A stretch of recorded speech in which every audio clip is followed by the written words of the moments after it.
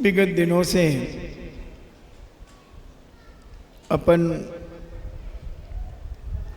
अहिंसा की चर्चा सुन रहे थे कि जो व्यक्ति अपने जीवन में अहिंसा का पालन करता है वह व्यक्ति कभी जीवन में दुखी नहीं होता, और जो व्यक्ति हिंसा का पालन करता है वह एक क्षण भी कभी सुखी नहीं होता। और अहिंसा, सारा विश्व अहिंसा को मानता है। दुनिया में ऐसा कोई धर्म नहीं है, कोई ऐसा दर्शन नहीं है जो अहिंसा की बात ना करता हो। हमने बड़े बड़े धार्मिक साधु संतों से भी संपर्क किया, सभी अपने आप को अहिंसक मानते हैं, सभी अपने आप को अहिंसा धर्म का उपासक मानते हैं। देश के नेता भी अहिंसा की बात करते हैं, कहते भी हैं कि गांधी जी ने अहिंसा के बल पर इस देश को आजाद कराया। तो अहिंसा आज की नहीं है, न भगवान महावीर स्वामी की बपौती है। अहिंसा किसी 24 तीर्थंकर की बपौती नहीं है। इस अहिंसा धर्म की शरण में आकर के इन्होंने अहिंसा को सीखा, अहिंसा को जाना, अहिंसा को समझा। ऋषभनाथ भगवान ने भी अहिंसा की शरण में आए और अहिंसा को जाना उन्होंने कि अहिंसा क्या होती है और हिंसा क्या होती है। अहिंसा समझने में ज़्यादा टाइम नहीं लगता, हिंसा को समझने में टाइम लगता है। अगर हमें जिस दिन हिंसा समझ में आ जाएगी उसी दिन हम अहिंसा धर्म को समझ लेंगे। जिस दिन हमें पाप समझ में आ जाएगा उसी दिन हम पुण्य को समझ लेंगे। जिस दिन हमें अपनी जीवन में क्रोध समझ में आ जाएगा उसी दिन हम क्षमा को समझ लेंगे। जिस दिन हमें अहंकार समझ में आ जाएगा उसी दिन हम अपने जीवन में विनम्रता को पा लेंगे। जिस दिन हमारे जीवन में मायाचारी समझ में आ जाएगी उसी दिन हम अपने जीवन में आर्जो धर्म को धारण कर लेंगे। और जिस दिन लोभ समझ में आ जाएगा उसी दिन हम शौच धर्म को ग्रहण कर लेंगे।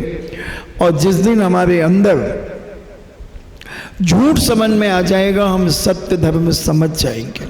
यानी विपरीतता को समझना है बंधुओं, और जिस दिन हम विपरीतता को समझ जाएंगे उसी दिन हम धर्मात्मा हो जाएंगे। हम बहुत बड़े बड़े अपने आप को धर्मात्मा समझते हैं, अपने आप को धर्मात्मा कहलाने में बड़ा अच्छा लगता है, मगर थोड़ा सा गरेबान को झांकने का प्रयास करो। क्या हम वाकई में अहिंसा धर्म को अपने जीवन में समझ पाए हैं? अहिंसा की बातें करना और अहिंसा से बात करना बहुत अंतर है। अहिंसा की बातें तो बहुत सारे लोग करते हैं, यहाँ तक कि बड़ी बड़ी बलियाँ देने वाले भी, मुर्गे अंडे और बकरों को काटने वाले भी, ऊँट को काटने वाले भी अहिंसा की बात करते हैं। मैंने उनसे भी वार्तालाप की, उन्होंने भी अहिंसा को ही महत्व दिया। मैंने ईसाइयों से भी बात की, ईसाइयों ने भी अहिंसा को महत्व दी, अहिंसा की बात की और अहिंसा को ही महत्व दिया। भारत में जितने भी दर्शन हैं, अन्य विदेशों से भी जो विदेशी दर्शन हैं, उन्होंने भी अहिंसा को ही अच्छा कहा। बहुत सारे विदेशी भी आते हैं। जब हम जयपुर में थे बहुत सारे विदेशी आते थे, ब्रिटेन के, फ्रांस के, और उनसे भी जब वार्तालाप हुई तो उन्होंने भी अहिंसा को ही महत्व दिया, अहिंसा की बात की। जब हिंसा की बात करते तो ओ वो कंधे उचका करके ओ करते। तो मैंने सोचा कि इनको भी अहिंसा प्रिय है। अहिंसा किसे प्रिय नहीं है? हाँ, एक जोड़ा जरूर मेरे पास विदेशी आया तो मैंने जब उन्हें मानव धर्म, एक ग्रंथ दिया पूज्य आचार्य विद्यासागर जी महाराज के, जो गुरु महाराज थे आचार्य ज्ञान सागर जी महाराज। तो उन्होंने रत्न कंडक श्रावकाचार ग्रंथ को एक बहुत सरल भाषा में लिपिबद्ध किया और उसका नाम दिया था मानव धर्म। तो वो इंग्लिश में भी प्रिंट हुई, मैंने उन्हें दिया। वो कहते व्हाट, क्या है ये? मैंने कहा धर्म की पुस्तक। व्हाट इज दिस धर्म? हमने कहा तो धर्म भी नहीं समझता। मैंने उसको कहा, उसका गाइड भी साथ में था, मैंने गाइड को कहा कि इनको बोलो यहाँ जो 25-50 लोग बैठे हैं ये तुम्हें 2-4 थप्पड़ मारते हैं और एक व्यक्ति इसमें से आकर के सहलाता है और तुम्हें पुचकारता है, सहानुभूति देता है, तो तुम दोनों को क्या कहोगे? उसने इंग्लिश में उनको बोला कि ये 25 लोग तुमको मारते हैं और एक व्यक्ति उठ करके इन 25 को हटाता है और तुम्हारे गाल को सहलाता है, तुम्हारी पीठ को सहलाता है, जहाँ जहाँ चोट पड़ी है वहाँ वहाँ तुम्हें सहलाता है, तो तुम दोनों को क्या उपाधि से विभूषित करोगे? मारने वाले को तुम अच्छा कहोगे या बुरा? बोले बुरा। और मैंने सहलाने वाले को अच्छा कहोगे कि बुरा? बोले अच्छा। बस हमने इसी का नाम धर्म है। जिसने मारा है वो बुरा है, वो अधर्म है, और जिसने सहलाया है, तुम्हें हेल्प किया है, सहयोग किया, वो धर्म है। ओह! और उसने फट से उस ग्रंथ को लेकर के माथे से लगाया और उसने हिंदी में टूटी फूटी भाषा में बोला, मैं पढ़ूंगा। मैंने कहा चलो हो गया काम। तो हर व्यक्ति अहिंसा को पसंद करता है, मगर अहिंसा समझने के नहीं कारण, अहिंसा को जानने के कारण जो नहीं जानते वो हिंसा को ही अहिंसा समझ लेते हैं, हिंसा को ही धर्म समझ लेते हैं, और यही उनके जीवन की नादानी उनके जीवन को विनाश की ओर ले जाती है। हमें विकास की ओर जाना है, विकास की ओर जाना है, और अपने जीवन में जितना अहिंसा का प्रचार प्रसार हम अपने जीवन में कर सकें हमें करना चाहिए। हमारी क्रिया से, हमारे चलने से, उठने से, बैठने से, खाने से, पीने से, देखने से, एक एक क्रिया में अहिंसा झलकना चाहिए। विवेकानंद जब विदेश जाने लगे पढ़ने के लिए और पढ़ने के बाद वहीं प्रचार करने के लिए, तब वो अपने गुरु के पास जाते हैं और अपने गुरु से आशीर्वाद लेना चाहते हैं कि मैं विदेश जा रहा हूँ, मेरे जीवन में कहीं कोई अहिंसा न घट जाए, हिंसा न घट जाए। मैं अहिंसा का प्रचार करने के लिए जा रहा हूँ और मैं अपने जीवन में, अपने रग रग में अहिंसा को स्थापित करता हूँ। और जब वो अपने गुरु के पास गए तो गुरु नहीं थे, उनका फ्लाइट कुछ ही घंटे के अंदर था और उन्होंने अपने गुरु को ढूंढा, पूरे आश्रम में गुरु नहीं मिले। वो लौट करके आए तो उनके गुरु की पत्नी उन्हें वो माँ से संबोधित करते थे और कहा, माँ तुम ही मुझे आशीर्वाद दे दो, मैं अहिंसा का प्रचार करने के लिए विदेश जा रहा हूँ। माँ कहती हैं अपने गुरु से लो, मैं कैसे आशीर्वाद दे सकती हूँ?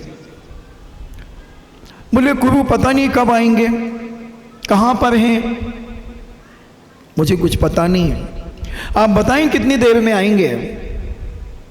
गुरानी कहती है मुझे भी नहीं पता कितनी देर में आएंगे, कहाँ ध्यान लगाने बैठे होंगे, कहाँ बैठे होंगे, कहाँ जाप कर रहे होंगे।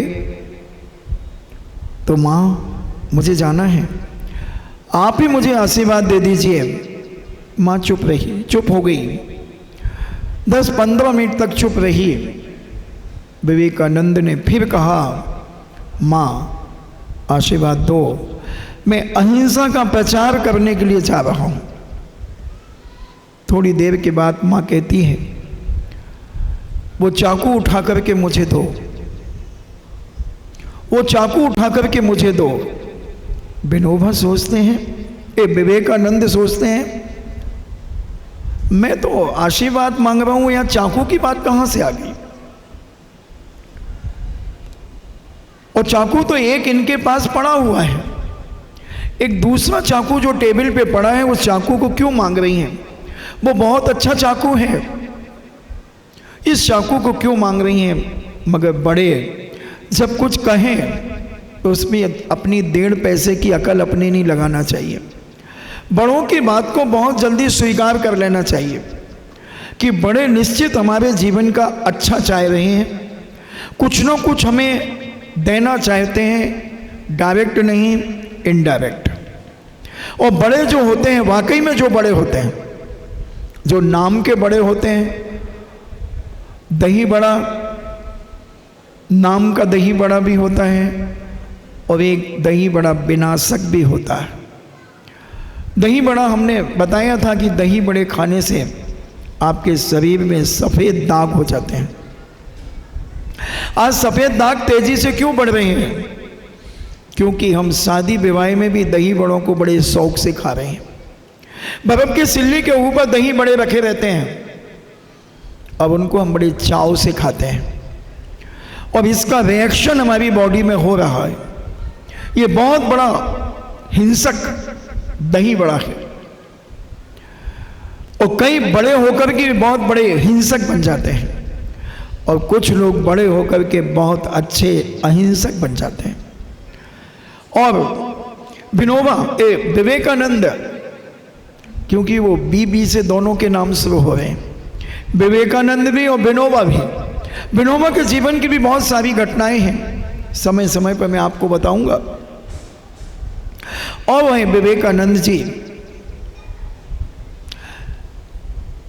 ने सोचा कि ये चाकू क्यों मांग रही हैं, फिर भी बड़ों की बात में कानाफूसी नहीं करना चाहिए, जो वो कहें उसे स्वीकार कर लेना चाहिए।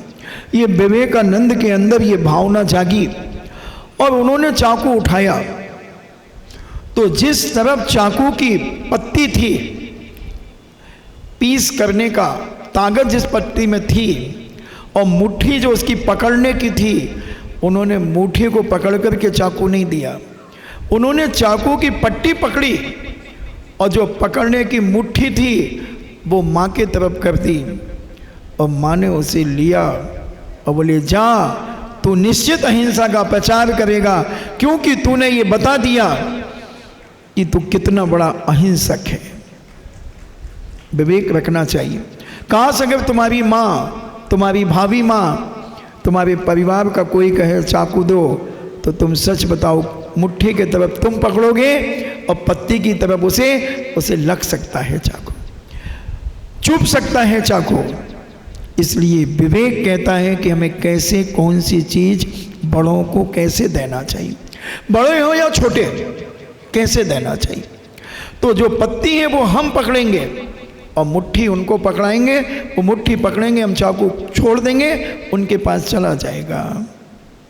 और अगर हमने वो पकड़ा दी, अब उनने जोर से पकड़ ली, तो उनका हाथ कट जाएगा। यही तो अहिंसा है। प्राणी मात के प्रति दया भाव रखना, प्राणी मात को सद्मार्ग दिखाना, यही तो धर्म है बंधु। धर्म कोई चिड़िया का नहीं नाम है, कोई चिड़िया नहीं है धर्म नाम की। बस जिस कार्य में जिसका भला होता चला जाए उसी का नाम धर्म है, और जिसका बुरा होता चला जाए उसी का नाम अधर्म है, उसी का नाम हिंसा है, उसी का नाम अहिंसा है। तो कल मैंने आपसे कहा था, वैसे तो मैं आज 16 कारण की चर्चा करने आया था, क्योंकि 16 कारण कब लगेंगे वो बात की चीज़ है, मगर मैं 16 दिन में 16 कारण को नहीं बोल सकता। मुझे तो 1-2 महीने लगेंगे 16 कारण की चर्चा करने में। तो मैं 16 कारण की बात करने आया था, मगर क्या पता, यहाँ बैठता हूँ कुछ पता नहीं चलता कि मैं क्या बोलूँगा। बस तुम्हारी शक्ल देखता हूँ और मेरी अकल बदल जाती है और प्रवचन शुरू हो जाता है। मैं कोई नोट्स बना करके नहीं लाता हूँ। और अहिंसा की बात चल गई, तो अहिंसा को हम समझें। बहुत सारे लोग अहिंसा की बात करते हैं, हम जैन भी अपने आप को बहुत बड़ा अहिंसक मानते हैं, बहुत बड़ा अहिंसक मानते हैं अपने आप को कि साहब हम अहिंसक हैं, हम शाकाहारी हैं। मगर तुम अपनी अंतरात्मा से पूछो, क्या तुम शाकाहारी हो? पूछना अपने गरेबान से, अभी मत बताना, बहुत जल्दी उतावले मत होना, मगर पूछना जरूर, पूछना जरूर। आज नहीं कल, कल नहीं परसों, कभी ना कभी जरूर पूछना। प्रतिदिन पूछना अपने आज से, अपनी आत्मा से, अपनी भावना से कि क्या तुम शाकाहारी हो? पूछो, क्या तुम शाकाहारी हो? क्या तुम अहिंसक हो? जैसे एक बार मैंने कहा था कि हम नागपुर में पूज्य आचार्य श्री के साथ थे। एक फिजिक्स के प्रोफेसर मेरे पास आए और बोले कि महाराज आप क्या अहिंसा धर्म को मानते हैं? मैंने कहा मानता भी हूँ, पालता भी हूँ और अहिंसा धर्म का प्रचारक भी हूँ, प्रचार भी करता हूँ। फिर उन्होंने मुझसे कहा कि आप दही लेते हैं?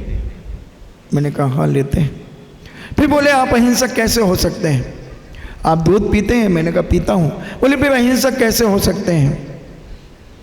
तो मैंने कहा क्यों? दही तो कृष्ण जी ने भी खाया था, तो क्या कृष्ण जी मांसाहारी थे? उसने एक नजर मुझे गौर से देखा। मैंने रामचंद्र जी ने भी दही दूध खीर सब खाई है, क्या रामचंद्र जी मांसाहारी थे? बोले उनकी बात छोड़िए, आप वर्तमान की बात कीजिए। मैंने कहा हाँ मैं शाकाहारी हूँ, मैं अहिंसक हूँ और अहिंसा का प्रचार करने वाला हूँ। बोले कैसे? जब आप दूध पीते हैं तो दूध में जीव होते हैं। मैंने कहा होते हैं, मगर जो दूध हम पीते हैं, जो हमारी जैन समाज अपने साधु त्यागी व्यक्तियों को जो दूध देती है, वो अहिंसक ही है। बोले कैसे? हमने कहा दूध गाय से निकाला जाता है, भैंस से निकाला जाता है, और दूध निकालने के बाद 48 मिनट 48 मिनट्स तक अगर उसे छान करके गर्म कर लिया जाए 48 मिनट्स के पहले, और उसमें 3 उबाल दे दी जाए तो 24 घंटे तक वो दूध पूर्णतः शुद्ध रहेगा। तुम दुनिया के इलेक्ट्रिक माइक्रोस्कोप पर भी उसे रख दो, उसमें एक भी जीवाणु उत्पन्न नहीं होगा।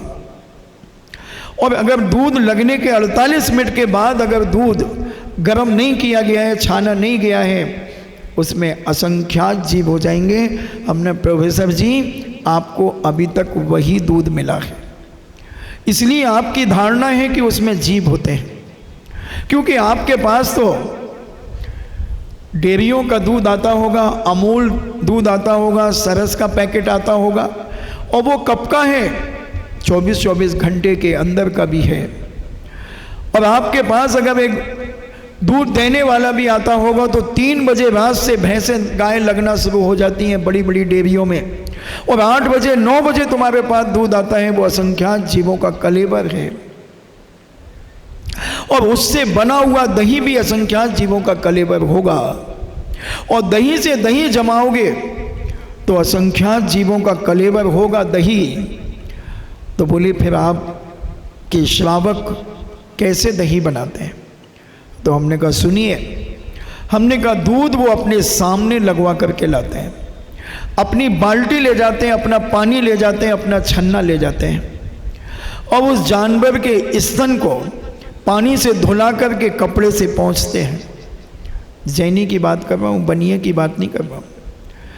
और वो अपने छन्ने से उसे पोंछते हैं और उसको हाथ धुला करके उस ग्वाले से, या कभी कभी कोई ग्वाला कहता सेठ जी आपसे बनता है तो आप खुद लगा लीजिए, तो वो खुद अपने हाथ से या उस ग्वाले से लगवाते हैं, और दूसरी बाल्टी में अपना लीटर ले जाते हैं, उस लीटर से अपना दूध नापते हैं, और नाप करके वो दूध लाकर छानते हैं, और छान करके गर्म करते हैं, और उसको 3 उबाल देते हैं, जो 24 घंटे तक उसकी एक्सपायर डेट हो जाती है।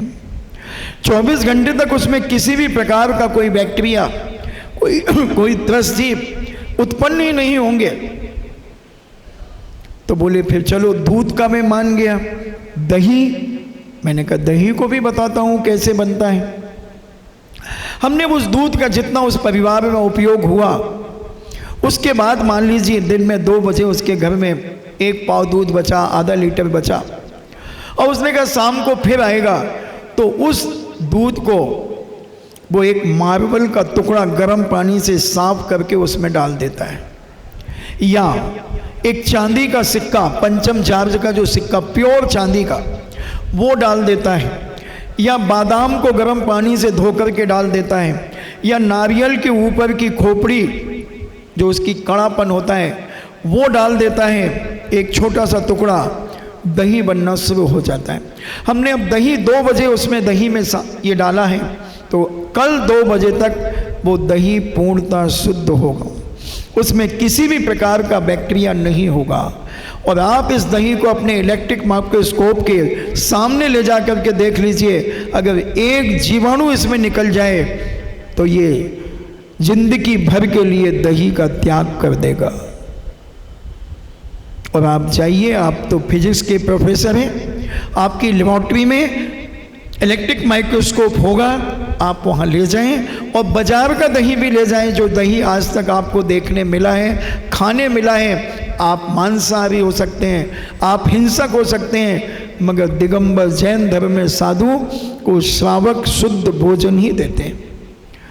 उन्होंने कहा ठीक है, और मैंने उनको ये भी कहा कि मैं अभी 15 दिन रुका हूँ, आपको अगर समस्या हो तो आप पुनः आना, मगर वो आज तक नहीं आए। 1990 से लेकर के आज तक नहीं आए, तो लगभग 33 साल हो गए। क्योंकि जैन दर्शन एक इतना बड़ा अहिंसक धर्म है, इसलिए जो सच्चा जैन है वह अपनी एक एक क्रिया इतनी पवित्रता से करता है। उसकी भोजन की थाली भी अहिंसक होती है, उसकी वाणी भी अहिंसक होती है, उसके कपड़े भी अहिंसक होते हैं, उसकी चाल भी अहिंसक होती है, उसका सोच भी अहिंसक होता है, उसकी आंखें भी अहिंसक होती हैं, उसके कान भी अहिंसक होते हैं। एक एक अंग उपांग उस व्यक्ति का, जैन का अहिंसक होता है। सोचें अपने आप को कि हम कितने अहिंसक और कितने % में जैन हैं और कितने % में हम साइकिल की चैन हैं। तुम कैसे जैन हो? तुम्हारा साधु बेचैन है, भले तुम्हारे गले में चैन है, मगर साधु बेचैन है कि आज जैन अहिंसा धर्म का पालन करने वाला कहाँ जा रहा है, क्या खा रहा है, क्या पी रहा है, क्या देख रहा है, क्या सुन रहा है, कहाँ जा रहा है, कहाँ चल रहा है, क्या अपना जीवन जी रहा है। हम क्या जवाब देंगे आने वाली पीढ़ी को, कैसे समझाएंगे आने वाली पीढ़ी को? आज हम इतना अशुद्ध भोजन अपने जीवन में कर रहे हैं। आज सारे लोग इसमें बैठे हैं, शायद एकाध का दही बड़े का त्याग हो, बाकी सब दही बड़े खा रहे हैं। और दही बड़ा खाना यानी मांस को खाना है, मांस के समान है। क्यों? हालांकि मैं बहुत पहले दिन ही शायद इसको मैंने बोला था, मगर आज थोड़ा सा प्रसंग उठ गया तो मैं बता दूं। बाजार का दही और बाजार का बड़ा दोनों ही अभक्ष है, दोनों ही अभक्ष है। कब उसने उड़द की दाल को कब पानी में फुलाया था, बिना छने पानी में फुलाया था, असंख्यात जीव। एक बूंद पानी में 36,450 जीव हैं। और मान लीजिए एक होटल वाले ने 1 किलो दाल को फुलाया, रात को उसने डाला और सुबह उसको निकाल करके मिक्सी से पीसा। अब कितने घंटे हो गए? लगभग अपन 7-8 घंटे पानी में डली रही, फूल करके उसकी लुद्दी बन गई, फिटी बन गई। और फिर उसने उसका बड़ा बना करके तेल में डाला या घी में डाला, जो भी, और फिर दही में डाला। दही की कौन सी मर्यादा थी? ये तो हो गई हिंसा। अब दही डल गया, बड़े के ऊपर बड़ा दही में डल गया, और जब तुमने खाया, तुम्हारे मुंह का लाला रस जैसे ही दही बड़े से मिला, उसी समय असंख्यात जीव तुम्हारे मुख में छोटी छोटी इल्लियां पैदा हो गई, बहुत छोटी छोटी सूक्ष्म इल्लियां, और वो तुम चबा चबा करके खा गए। दही बड़े वाला, सावधान खाने वाला। तो महाराज दही बड़ा नहीं खाएं क्या? ऐसा दही बड़ा मत खाओ, ऐसा दही बड़ा मत खाओ जो तुम्हें हिंसा से ग्रसित कर दे, तुम्हारे जीवन को हिंसामय कर दे।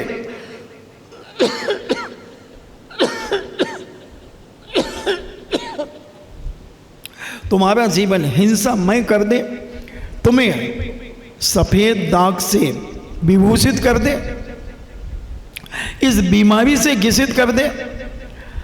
तो महाराज जी बहुत सारे लोग खा रहे हैं, उनको क्यों नहीं हुआ सफेद दाग? अभी यहां बैठे होंगे, बोले हम तो खाते हैं, थोड़ी देर बाद रुक जाओ, और हम तो खाते हैं महाराज, फिर हमें क्यों नहीं हुआ?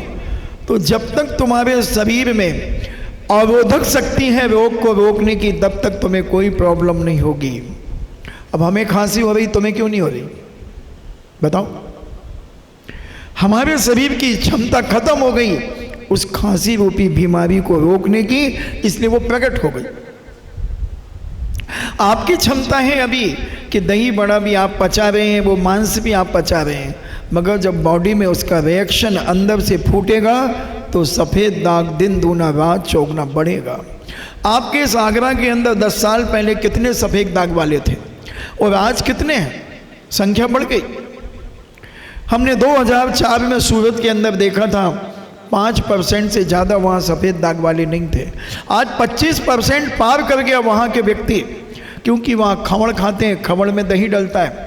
फाफड़े खाते हैं, बेसन के बड़े बड़े लंबे बनते हैं, वो दही के साथ खाते हैं। कचौरी दही के साथ खाते हैं, और दही के साथ और भी चीज़ें खाते हैं। बंधुओं, आप भी अगर खाते हो तो मान जाना इस चतुर्मास में मैं तुम्हें जगाने आया हूँ, बंद कर देना, नहीं तो ये बीमारी सफ़ेद दाग से तुम ग्रसित हो जाओगे, आहार देने से वंचित हो जाओगे, भगवान का अभिषेक करने से वंचित हो जाओगे, बहुत सारी धार्मिक क्रियाओं से वंचित हो जाओगे, अभिषेक करने से वंचित हो जाओगे।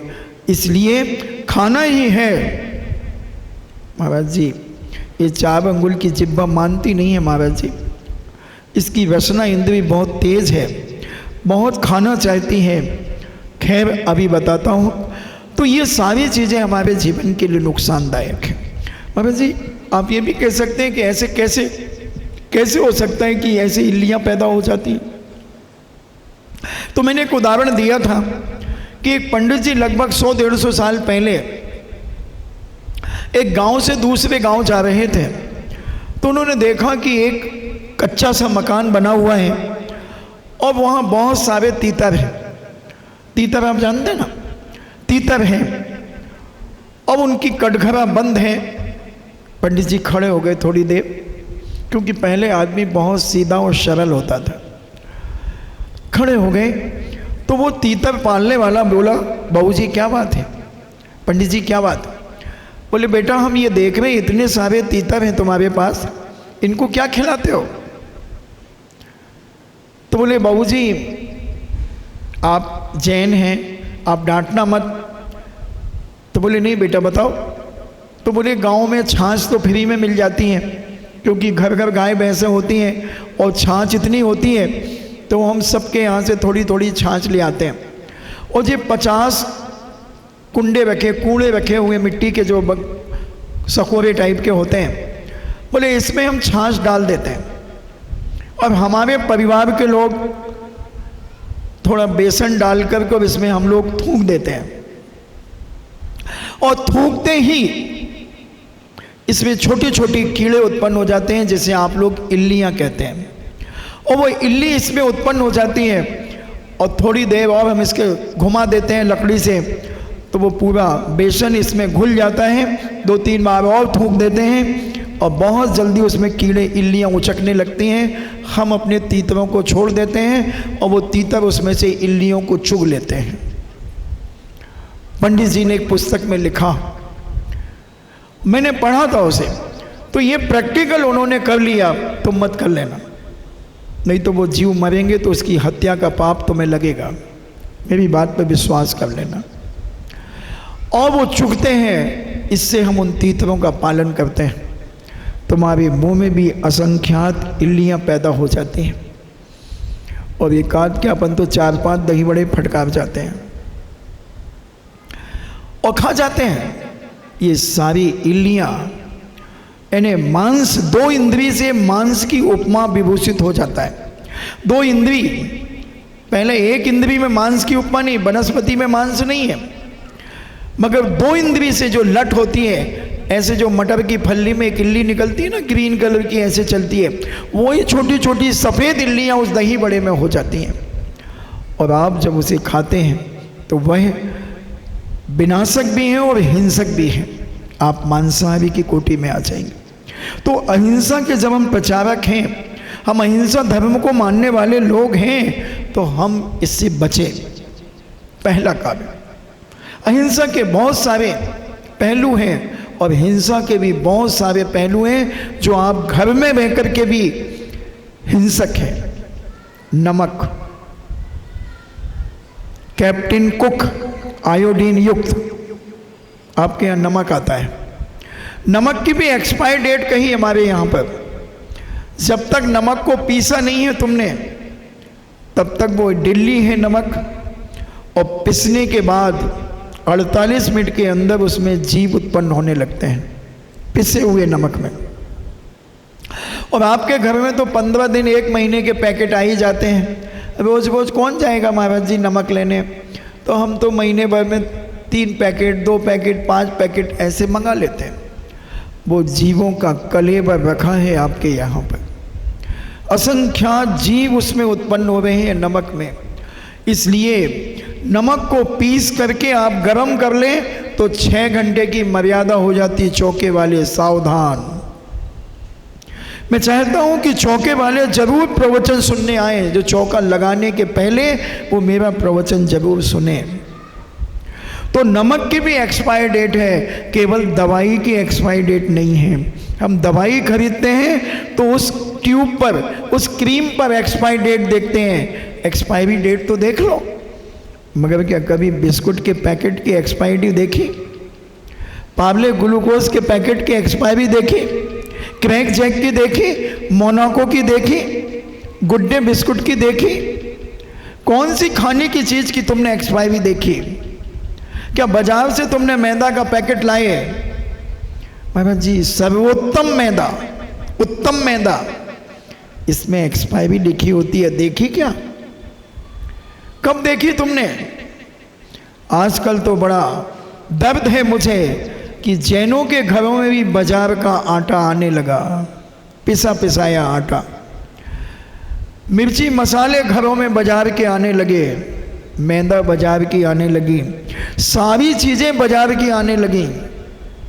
क्या करोगे?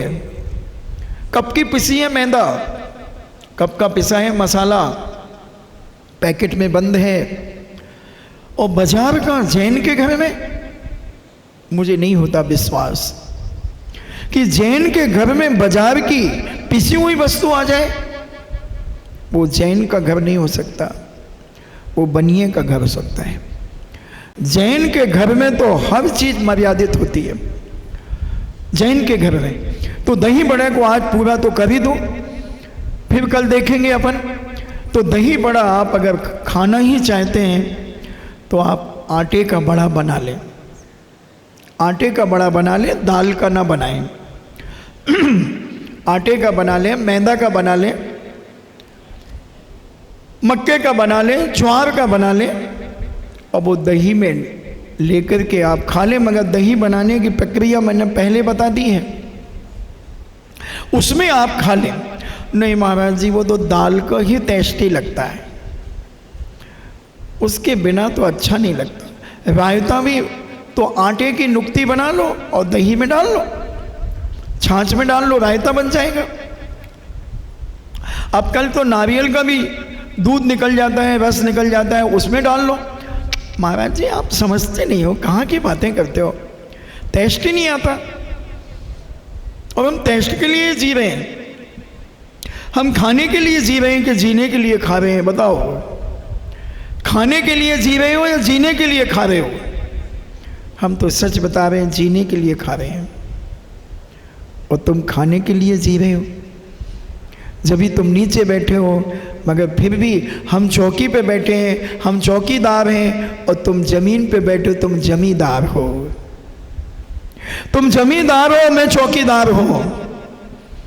मगर चौकीदार का कर्तव्य है सुरक्षा करना, रक्षा करना। इसीलिए पूज्य गुरुदेव ने आगरा वालों की रक्षा करने के लिए भेजा है कि इन्हें विकृति से बचा करके सुकृत बनाओ, इनके जीवन को शुद्ध पवित्र करो, इनकी भोजन की थाली का शुद्धिकरण करो। और भोजन की थाली का अगर शुद्धिकरण हो गया तो मानसिक शुद्धिकरण हो जाएगा, और मानसिक जब शुद्धिकरण होगा तो वाचनिक शुद्धिकरण हो जाएगा,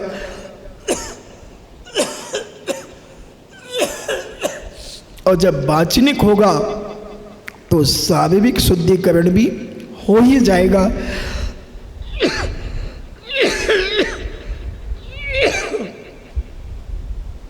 तो हम दही बड़ा ही खाना चाहते हैं,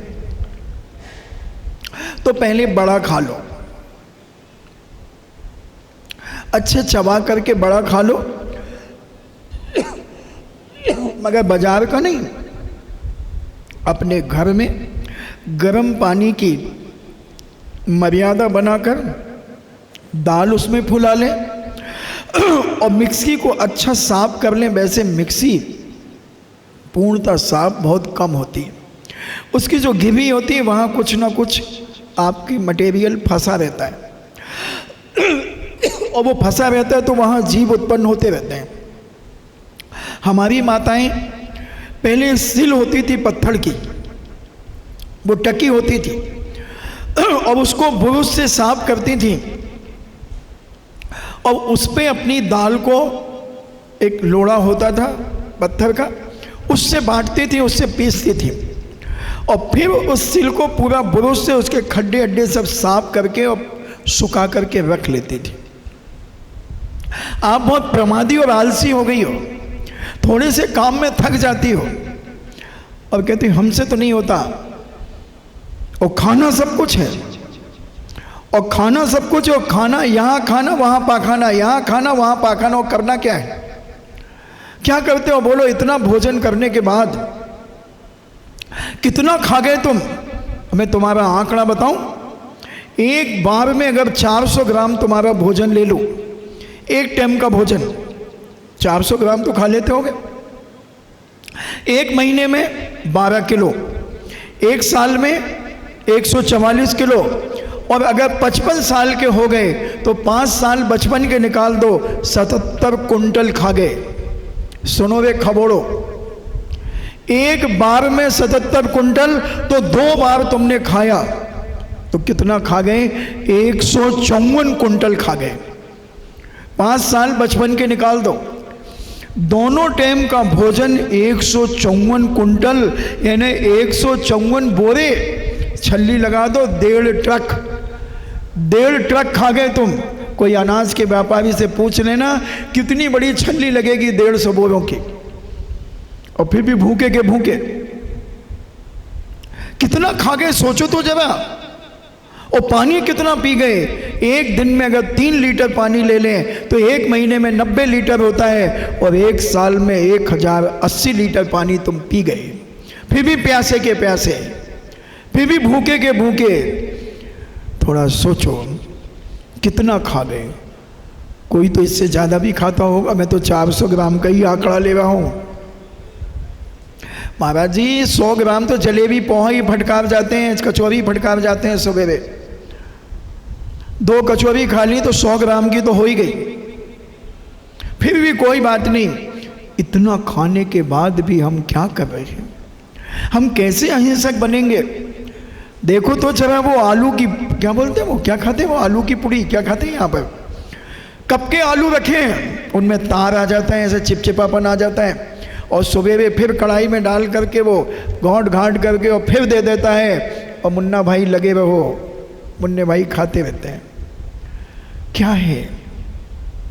जिसके परिवार के बच्चे, जिनके परिवार के भाई, जिनके परिवार के पति बाजार में खाते हैं, तो मैं तो यही समझता हूँ कि उनके परिवार की माताएं बहनें अपाहिज हैं, अपाहिज हैं। अबे अपाहिज भी कचौड़ी बना लेता है।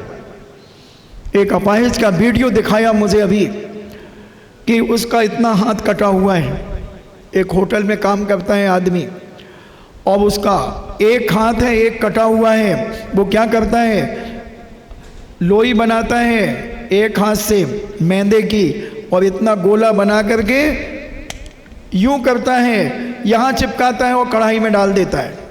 आप वीडियो देख लेना, मोबाइल में पड़ी है वीडियो।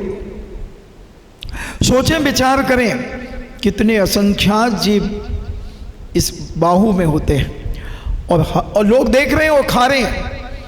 वो बना रहा है और होटल में खा रहे हैं लोग, वो बस यूं लेता है, खट यूं डालता है। कैसे खा रहे हो तुम, क्या खा रहे हो? थोड़ा सा विवेक रखो। इतने हिंसक मत हो जाओ अपने जीवन में। अहिंसा को जीवित रहने दो, अहिंसा को जीवित रहने दो। इसलिए मैंने कहा था, अहिंसा की बात करना और अहिंसा से बात करने में जमीन और आसमान का अंतर है। इसलिए अहिंसा से बात करना सीखने का प्रयास करो। अहिंसा की तो बहुत बातें हो गई। हमने ये भी बताया था कि ऐसे भी बिस्कुट के पैकेट पैक किए जाते हैं जिनमें थूक लगा लगा करके बिस्कुट के पैकेट पैक किए जाते हैं। पैरों के अंगूठे टोस्ट में, बिस्कुट में, डबल रोटियों में, पॉपुलरों में, उनमें लगा करके और डिब्बे पैक किए जाते हैं। आपके वीडियो में पड़ा हुआ है सब। जान जान कर अंध बने हो, आंखन बांधी पाटी। इन्हें तुम सब जान रहे हो, उसके बाद भी खा रहे हो। क्या तुम्हारा ये अहिंसा धर्म है? थोड़ा सोचें और समझें बंधुओं, ये मनुष्य पर्याय मिली, हम पढ़े लिखे लोग हैं, हमें हर चीज़ विवेकपूर्ण होना चाहिए। अपने हाथों से बना करके खिलाना चाहिए और खाना चाहिए। हम इतने प्रमादी और आलसी ना हो जाएं कि हमारा परिवार बाहर का अभक्ष वस्तु खा करके अपने मानसिकता को बिगाड़ना शुरू कर दें। क्योंकि नीति है, जैसा खाओगे अन्न वैसा होगा मन, और जैसा पियोगे पानी वैसी होगी वाणी। तो मैं कह रहा था, अब बड़ा खाना ही है तो शुद्धिपूर्वक दही और शुद्धिपूर्वक उसकी दाल आदि को करके और फिर उसका बड़ा बना ले, और पहले बड़ा खा ले, पहले बड़ा खा लें और फिर अच्छा कुल्ला कर लें, कहीं दांत में बड़ा फंसा ना हो। और कुल्ला आदि करके फिर दही या छाछ पी लें, और दही छाछ पी करके थोड़ा सा लौट लें, दही बड़ा बन जाएगा। इसलिए लुटा रहा हूँ कि एक घटना हमें बुजुर्गों ने जबलपुर की सुनाई थी। एक आज़ाद डेयरी कमानिया गेट के जस्ट बाजू में थी। तो वहाँ एक सरदार जी पहुँचे।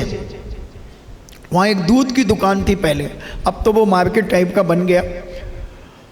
अभी मैं 2011 में जब मैंने वहाँ चतुर्मास किया तो मैंने लोगों से पूछा कि यहाँ एक आज़ाद डेयरी थी। बोले महाराज जी वो तो सब टुकड़ों टुकड़ों में बिक गई और सब ने अपनी अपनी दुकानें खोल ली। तो मुझे वहाँ स्मरण आया कि एक दादाजी ने मुझे बताया था। तो एक सरदार जी आए दूध पीने, बहुत भूख लगी थी सरदार जी को। तो बोले, ओ पुत्र दूध दे दूध। तो उस डेयरी वाले ने बोला, सरदार जी कितना? अबे 1.5 लीटर दे। अब उसने वो पीतल के उसके पास जार टाइप के थे, उसने 1.5 लीटर दूध लिया और उनको यूं करके गुनगुना कर दे दिया।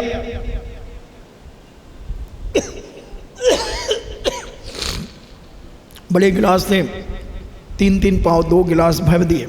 और सरदार जी बहुत भूखे थे।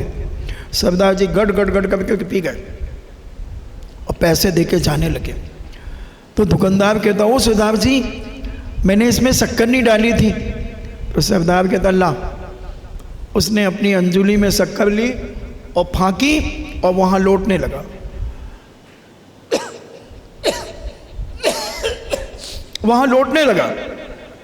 दुकानदार घबरा गया कि इसको कोई रिएक्शन तो नहीं हो गया। दुकानदार ने कपड़ा पकड़ा और कढ़ाई का हैंडल पकड़ के कढ़ाई पलटाई और शटर गिरा के जाने लगा। इतने में सरदार जी खड़े हो गए। बोले, पुत्र की जा रहे हैं? बोले सरदार जी तुम ठीक तो हो ना? बोले हाँ मैं ठीक हूँ। उसने सोचा मेरे दूध से कोई इसे बीमारी रिएक्शन हो गया होगा, अभी पुलिस वुलिस आ जाएगी। तो सरदार जी तुम अभी लौट क्यों रहे थे? अरे पुत्र मैं तो शक्कर मिला रहा था दूध में, तो मैंने सोचा कि तुम्हें अगर दही बड़ा खाना ही है तो हमारा शांति सागर भवन और हमारा निर्मल सदन बहुत बड़ा हाल है, ऊपर नीचे 3 मंजिल हाल है, छत भी है और यहाँ भी है, तो तुम भी ऐसे ही करके आओ और यहाँ लौटो। जय सिया राम, हो गया काम। दही भी खा लिया, बड़ा भी खा लिया और अंदर पेट में दही बड़ा भी बन गया। तो आप समझें और जानने का प्रयास करें, अपने जीवन में अहिंसा को समझें। अहिंसा, जहाँ अहिंसा है वहीं सब कुछ है, और जहाँ अहिंसा नहीं है वहाँ सब कुछ होते हुए भी कुछ नहीं है बंधु, कुछ नहीं है। तो अहिंसा की बात करना और अहिंसा से बात करना अपन फिर चर्चा करेंगे, मगर तुम ये मत समझना कि हम 16 कारण पे प्रवचन नहीं करेंगे, आपको सुनाएंगे।